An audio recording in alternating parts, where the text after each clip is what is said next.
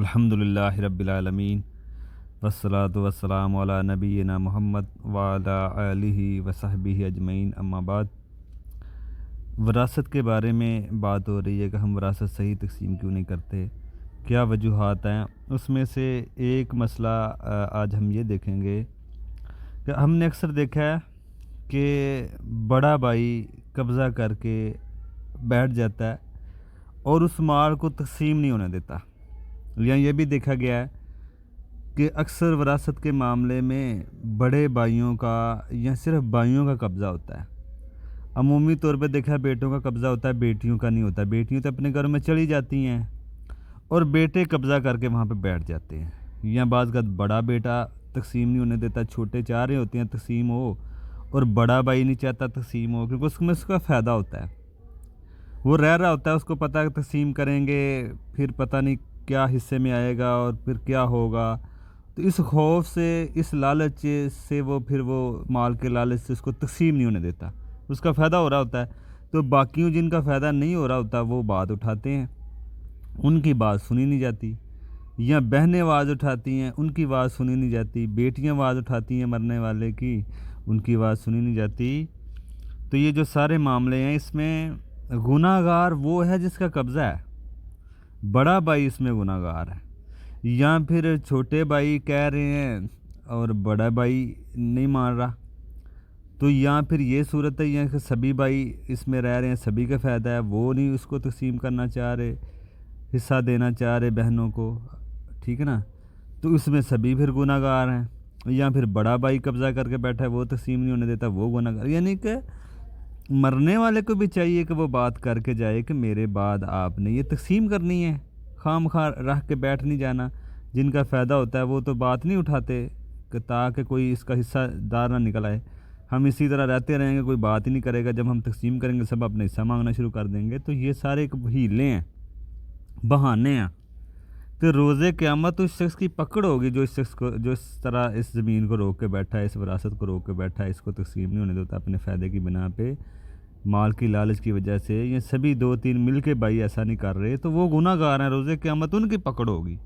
تو یہ بھی ایک وجہ ہے کہ ہمارے ہاں وراثت کو سنت کے مطابق صحیح قرآن و سنت کے مطابق، اللہ اور رسول کے بتائے ہوئے طریقوں کے مطابق وراثت تقسیم نہیں ہوتی۔ یہ بھی ایک ہمارے ہاں وجہ ہے کہ جو دبنگ قسم کے لوگ ہوتے ہیں وہ قبضہ کر کے بیٹھے ہوتے ہیں اور اس مال کو تقسیم نہیں ہونے دیتے۔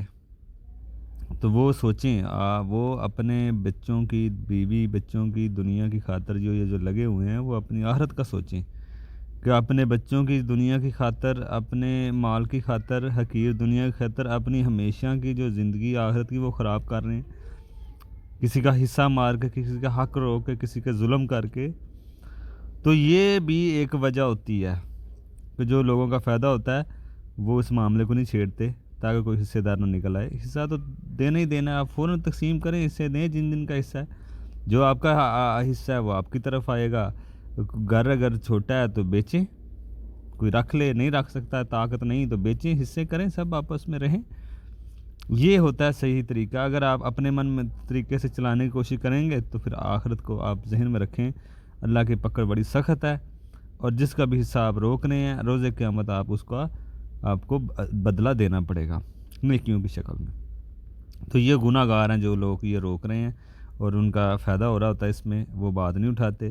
اور جو بیٹیاں تو اکثر اپنی بہنیں گھروں میں چلی جاتی ہیں شادی ہو کے، تو وہ مجبوری کی بنا پہ آواز نہیں اٹھاتی کہ اگر ہم باز اٹھائیں گے تو یہ بھائی کہیں گے یہ آپ لالچی ہو۔ یا دیتے بھی ہیں بھائی، اس ٹائم ان کو دیتے ہیں جب وہ بوڑھی ہو جائیں، 8-10 سال آپ خود رہتے ہیں اس میں، بعض کا تو پھر خود بھی فوت ہو جاتے ہیں، تقسیم نہیں کرتے، پھر بچوں میں جھگڑا شروع، پھر یہ سارے اختلافات، تو پھر یہ دیکھیں کتنا فتنہ اس میں پیدا ہوتا ہے۔ اور قطع تلقی بھی ہوتی ہے، قطع رحمی بھی اس میں ہوتی ہے۔ اور نبی علیہ السلام فرمایا 2 گناہ ایسے ہیں جن کی دنیا میں سزا ملتی ہے، ایک تو قطع رحمی ہے، دوسرا کسی کا حق کھانا ہے۔ تو دونوں برائیاں، دونوں گناہ اس عمل پہ پائے جا رہے ہیں آپ کے، اس حرکت پہ۔ تو اس لیے جلد سے جلد تقسیم کر دیا کریں وراثت، تاکہ تو آپ کے بعد آپ کے جو بچے ہیں وہ یہ اختلافات نہ دیکھیں۔ آپ خود ہی مسئلے کو صحیح کر کے جائیں تاکہ ان کے اوپر یہ مصیبت آپ نہ ڈالیں گے، تاکہ وہ ساری عمر ایک روح سے ملنے سے بھی، پھر وہ ملتے بھی نہیں ایک دوسرے سے جب یہ اختلاف ہوتے ہیں مال کو لے کے جھگڑے اکثر خاندانوں میں ہوتے ہیں، ساری عمر کے لیے دور ہو جاتے ہیں مال کی وجہ سے۔